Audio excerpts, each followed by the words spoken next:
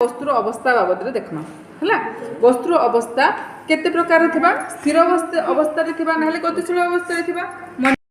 कहां रे गाड़ी हैं ए ट्रक टे मन करे एनते स्टेबल हे के रहछि ए केन अवस्था रे अछि स्थिर हे के रहछि आइ कि जते बेले मी ताके बल प्रयोग कली ताके ठेली देनी काना हला जा गति कला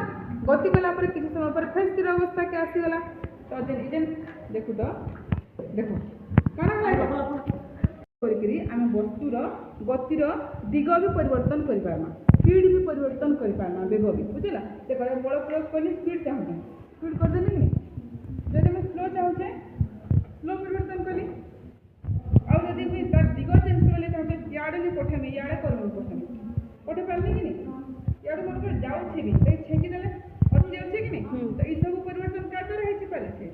बल लागि हे पारे